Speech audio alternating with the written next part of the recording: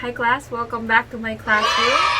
For today's video, we are going to concentrate on acrylic painting. Paint is very important, obviously. So I divided paints into two sections, artist grade and student grade. So for student grade, I recommend the brands Reeves, which is this one, and then there's also Pebeo, Montmartre, Liquitex, and Daler Rowney. I don't know how to pronounce the last one. Out of all those that I've mentioned a while ago, I recommend Reeves because they sell, they sell their paints per big tube.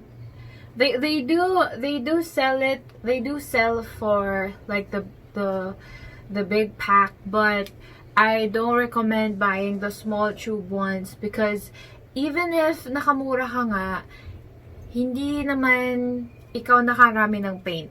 Yes, ang daming kulay, but with the three primary colors and black and white, you can make all the colors that you need. I made a video of that previously, so please check that out. Watch this video first before you watch that. So if you're gonna start, I recommend Reeves. Next is the branded one. So this is the artist grade that I use and trust. I recommend the brands Amsterdam, Grumbacher, Liquitex, Golden, and Vallejo. So as you can remember, I included Liquitex kanina sa student grade list ko kasi Liquitex makes both student and artist grade paint. So you have to check the label. These are the brands that I use. This is Amsterdam. This is a smaller Amsterdam, Grumbacher, and Vallejo. So why do I choose these brands? So kasi for me, they have a lot of colors. They're very bright. They have the bright colors and they have earthy tones. I personally like using the bright colors. Sometimes when Amsterdam doesn't have the color that I like, Grumbacher usually has it. They kind of complete each other for me. And then Vallejo makes colors that they don't make. This is my holy trinity. This one costs 576. So if you're gonna buy, let's say, 10 colors, you have 5,000 plus na nagastos just for 10 colors. And every artist knows that 10 is not enough. But again, if you're a beginner, you just have to buy the first 5 colors, yellow, blue, red, and then black and white. There will come a time that you would want to buy a different shade of blue because obviously this blue and this blue is not the same. So you will want to have all the types of colors that you will need. So why do I recommend these brands?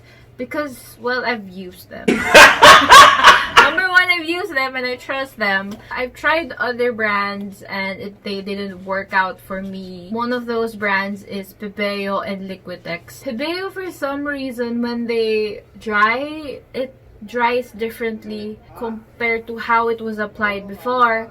Unlike this one that, I mean, they do dry different, but it's not very far from what they look like from the bottle because that does happen in painting. For Liquitex naman, Liquitex is very liquidy. I don't like liquidy paints kasi I can't control it. I like to control when I paint. And the viscosity of these paints are just right. It's like toothpaste and I like that in the paint. You think this is very expensive. I mean, yes it is.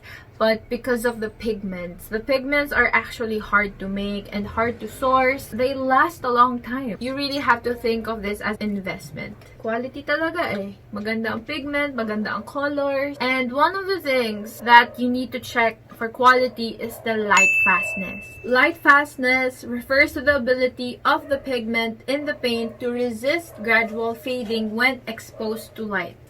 What does that mean? Have you ever seen a tarpaulin? Diba along EDSA, you're driving, and daming tarpaulin.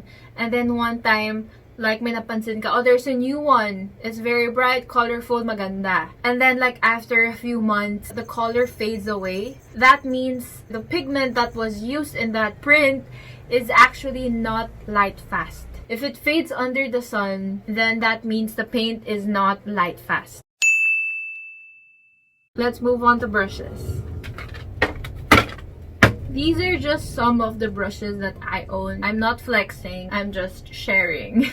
For brushes, I'm not really particular with a brand because I've tried the cheap brands and the expensive brands, and for me, they're all the same. The only exception for me is the free ones that you get from a painting set. That one you throw away. The cheap one looks like this. Damn, son, where'd you find this? If you actually scrutinize, it's not. So Nope. it bends because it's made out of plastic. Wow. A good brush is supposed to be made out of wood or something hard and light.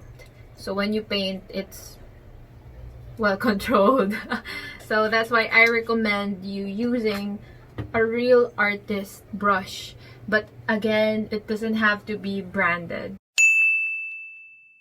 So this one's the expensive one. Wow. You can see, and this is the cheap one. This is how much? I don't remember. Siguro less than 20 pesos lang ang isa. I bought this from New York in a store called Blick Art. So I don't remember how much this is, but this is expensive. I remember it's expensive. When I use this, I do use it. It just looks new because I take care of it. I clean it every time. This one, not so much. At the end of the day, they're the same in applying paint on canvas. I'd rather you invest more on the paint than the paintbrush. Size matters for painting. Got it! So as you can see, I have a small one here. This is 1 to 12. So this is 1 and then this is 12. You need different sizes for different things. For example, you're painting a face. Like, how are you supposed to paint the eye and the eyelashes if you're just gonna use one brush, right? One size. So if you use this for the face, for the hair, then you'd be needing a small one for detail. And for me, this is not small. If this is small for you, there are even smaller sizes than 1. So this is a flat brush because it's flat. It's kind of thin, as you can see, but it's flat. And then this is what you call a round brush. Medyo round yung taas niya, and also, as you can see, pabilog siya. Pabilog yung pag-stack nung bristles. They also have, sizes, but I'm just showing you the big one so you can see properly. So if you mix flat brush and a round brush, you get a filbert brush. So a filbert brush has the thinness of the flat brush and the round tip, the round edge of the round brush. Yay, happy family! We also have what you call the fan brush. This is how it looks like. So the fan brush, it looks like a fan. For painting, they use this for leaves, grass, bushes. Next is the angle brush. So this is how, so this is how they look like. As you can see, they look like flat brushes, but they have an angle. So the difference between these two is that this is a harder edge and this is a rounder edge. So we have two types of bristles. There is a synthetic brush and a traditional brush. So synthetic is it's more softer. Yeah, it's more softer than this synthetic brush. You have to apply more pressure. For beginners, I recommend you using the rougher one. It helps you blend easily. With this synthetic one, sometimes it doesn't really blend so much. It takes a lot of time for you to blend properly. So that's why I recommend for beginners, the rough one. I know I said that I'm not really particular with brands. In the case of the small detail brushes, that is where I draw the line. I recommend you buying the branded ones for the small brushes. This is 0 to 0.2 and 0.3. They're very small and they're very good for details. So this is the brand Royal Majestic I bought from Dale Veer. This is 163 pesos back in the day. I take care of my brushes, so this is kind of old. I don't know how much this is now. To summarize, again, I am not after the brands for the big brushes and the medium brushes, except for the detail brushes. That is the only time when you have to think about the brand. So next, you need a water tub. When I say water tub, it needs to be a lot of water, not just a small tub like this. This will not clean your brushes properly. Magtataka ka, bakit ang dumi ng brush ko? I don't know, because you didn't clean it. Pwede naman gumamit ng lumang baso or Tupperware. You can use those things. When you wash your brush, it needs to be cleaned like there. Unlike if, again, you're gonna use this small one. Then you're gonna clean it there. Na-clean ba siya? Hindi. Alright? So, that's why you need a big tub to clean your brush. I washed the brush here before para my color, so you can see how much water there is. When you wash your brush, you need a rag. After washing your brush, you wipe your brush dry. Alright, before you get the new paint and like that. So of course, when you paint, you'd be needing this bad boy. So it doesn't have to be a branded apron. Unless you're rich or whatever, then fine, do your thing. So why do we need apron? Protect yourself, protect your clothes, whatever. Because when you get paint on your clothes, it's never gonna wash out. That is how acrylic is. If you don't have the budget for an apron, you can use an old t-shirt that you are willing to sacrifice to the gods, to the painting gods. Now let's talk about the surface where you are going to paint. First of all, I recommend, especially for beginners, you may want to paint on a watercolor paper. There. So this is a 200 GSM watercolor paper. This is machine pressed. This is what I think is the best. Have you tried painting on a bond paper and then it just doesn't work? Because nabubutas yung paper, nagwa-warp yung paper, because it's not 200 GSM. So you have to use the right paper. I know it says here watercolor paper, but this is just for practice. Because the real area where you are going to paint is what you call a canvas. There is what you call a canvas pad. The brand is Frederick's. Ta-da! What makes this different from a normal sketch pad? Instead of having paper, it is a tela. Okay? It's tela. Whoa. And it's also already primed with gesso paint. So, after the canvas pad, we have the actual canvas. This one. So, this is a museum grade canvas. When I say museum grade, it's thick. And this is what the museums prefer when you and galleries when you have your exhibit. Just to show you how thick this is, I have an old canvas here. This is a round canvas I bought from Art Bar, and this is just, you know, it's not a museum grade type, but as you can see, it's thick, my boy. This one is thicker than this one. So this is about half an inch and this is 1.5 inches. So this is a canvas board naman. So you can buy individual canvas boards in National Bookstore. This is a color changing painting that I did. And it's not nice. I mean, the canvas, it's warped because it's not stretched. When you are ready to commit to a real painting, that's when you use the museum grade canvas. So again, I'm not particular with the brand kasi I don't really follow yung brands. It's just that where I buy. So just make sure museum type, not student type, unless you're practicing again. So that's an overview of the art materials. If you have more questions, some things that I didn't talk about, please comment down below so I can address it. After this segment, I'm going to demonstrate acrylic painting techniques for you guys. Let's go! Before we start, I have my basahan here, my water container, and my palette, and the paints that we'll be using for today. And then I'm using this watercolor paper to do swatches of different techniques for acrylic. So this technique, dry brush, just means that when you use your paintbrush, it's dry. This is how a normal brush stroke looks like, right? But with dry brush, what you do is you put a little lang ng paint and then you kinda unas it, and then there. And then you paint it on the canvas. You understand? This is dry brush. Next is the technique called wash. So wash is adding a lot of water to the paint. So this is how it's gonna look like. Yeah. So in some cases this is correct, in some cases this is wrong.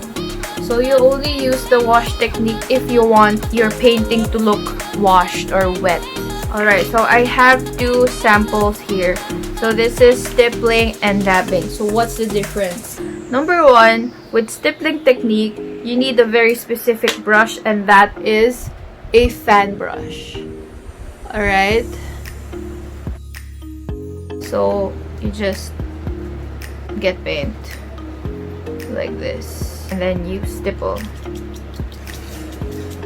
What you can do to make this even more beautiful, I'm just gonna add yellow. I'm just gonna get a bit of yellow.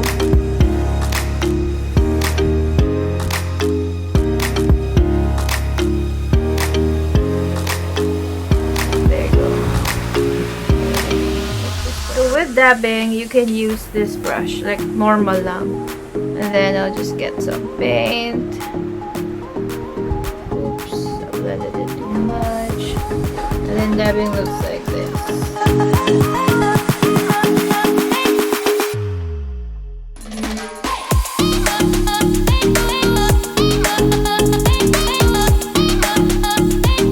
So this is dabbing, this is stippling.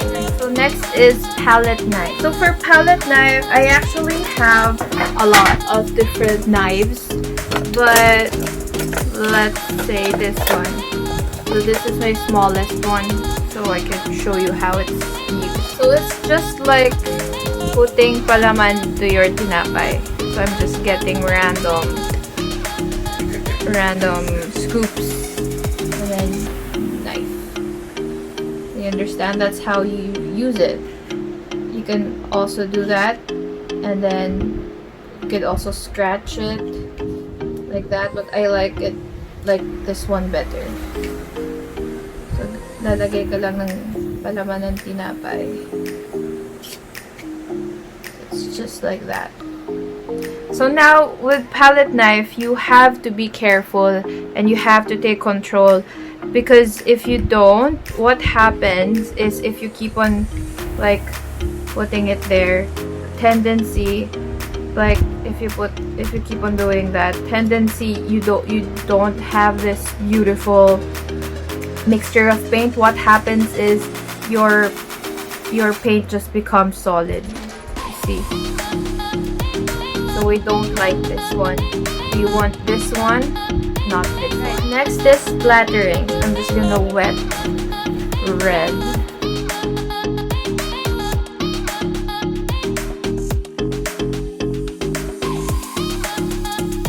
Next is blending. Blending will make or break your artwork. So what I'm gonna do is I'm gonna make a hue. Imagine there's a rectangle there. So I'll do dark first.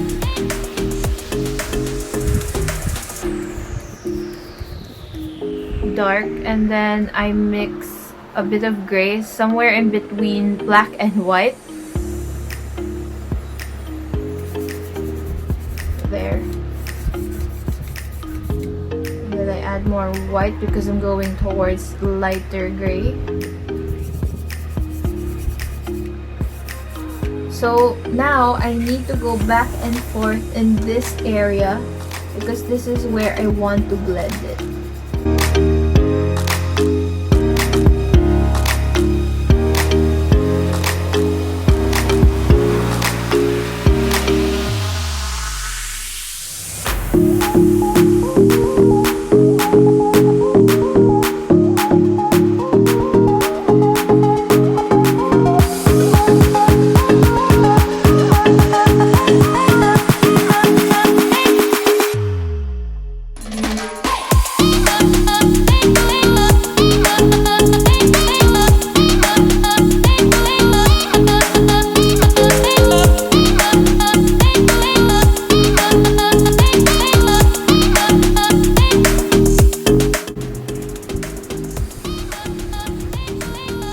There, so this is how we do blending.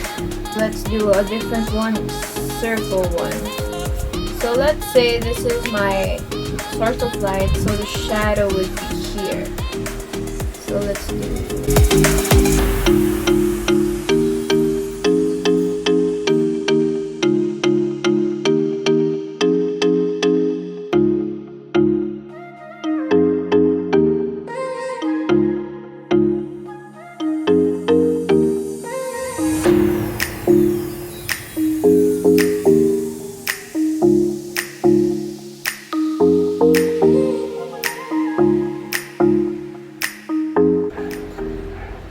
There you go. So let's move on to the artwork. So I'll try my best to create an artwork using all the techniques that I showed you earlier.